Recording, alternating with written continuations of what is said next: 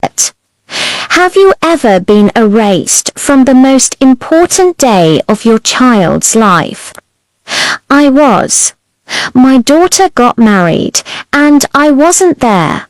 Not because I didn't want to be, not because I wasn't alive, but because she chose to keep it a secret. And for years I carried that wound like a knife in my chest until, after my husband passed, I found a letter that changed everything. But if you've ever been betrayed by family or discovered a truth too heavy to carry, stay with me. This is my story.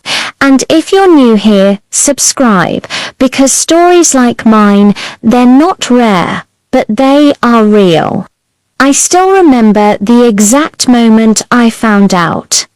It wasn't from her lips. It wasn't through a phone call. It was a photograph. A distant cousin posted a smiling group picture on Facebook. Everyone dressed in soft pinks and whites, standing under an arch of roses. And there she was, my daughter, in a wedding dress. Her arms wrapped around her new husband, a husband I'd never met. I stared at that picture so long, my coffee went cold beside me. My hands trembled so badly, I almost dropped my phone. No call, no invite, no explanation. My daughter got married, and I wasn't there. When I tried to call her, she didn't answer. When I messaged her, she replied days later with 4 words. It was for the best. For the best. For the best that her own mother was erased from the day she pledged her life to someone else. For the best that I sat alone in my kitchen staring at a screen, while the rest of the family clinked glasses that night. I cried until the pillow was soaked through. My husband, her father, sat in silence, his face turned away. He never defended me, never explained, only said, "She's an adult now. Let her be." Something inside me cracked that night, and for years it never healed. Birthdays came and went. Anniversaries passed in silence. Even when her first child was born, I was only told through a relative, not by her. Do you know what it feels like to be a living ghost?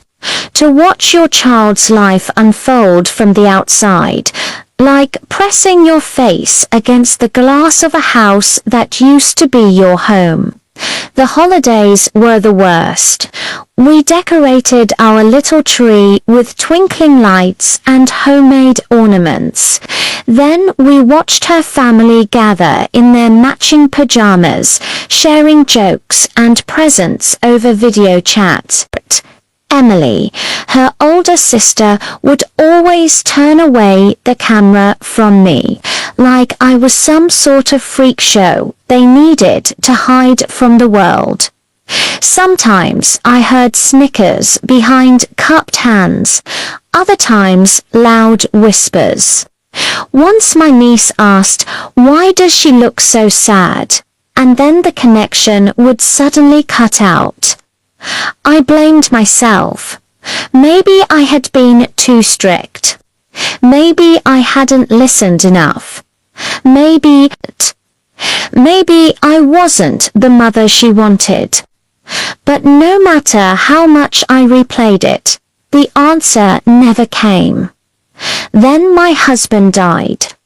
He went quickly, a heart attack in the middle of the night. And even in that grief, I couldn't help but notice something strange. My daughter came to the funeral. She cried in my arms like a little girl. She whispered, "I'm sorry, Mum." But before I could ask her why, she slipped away again like smoke between my fingers. A week later, while sorting through his belongings, I found it, a letter, carefully tucked inside the pages of his Bible. My hands shook as I opened it. It was addressed to me, and in his handwriting, the truth unraveled. "Forgive me, Margaret. It was my doing. I told Emily not to invite you. I told her you would ruin her wedding with your disapproval. I poisoned her heart against you because I couldn't bear her knowing the truth that the man walking her down the aisle wasn't her real father. I thought I was protecting her, but I see now I was protecting myself. If you're reading this, I'm sorry. I destroyed your bond with our daughter. I hope one day she tells you the truth herself." I dropped the letter on the floor. My knees gave way beneath me. All those years, all those tears. The hatred I thought my daughter carried toward MIT wasn't hers, it was his. He'd built a wall between us out of lies, and she believed him. My heart ached, but for the first time I understood. I called her my daughter. "For the first time in years," she answered. My voice broke as I said, "Emily." She went silent. Then softly, "You told me you didn't want to come, that you would shame me." And just like that, the truth spilled between us. We cried for hours that night. For the years lost. For the love stolen. For the wedding without me. I can't get those years back. I'll never see her walk down the aisle. I'll never be in those photos.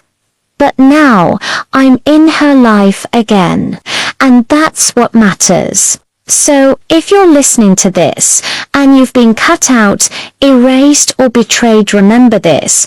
Sometimes the story you've been told isn't the truth. Sometimes the wound wasn't your fault. And sometimes healing begins with a single letter. Thank you for watching this story. If you enjoyed it, please subscribe and share it with others. Your support means everything to us. And if you're searching for more captivating tales, don't miss these stories also available on our platform. Now, let's keep the conversation going. What's the hardest part about being erased from your child's life? Share your thoughts in the comments below.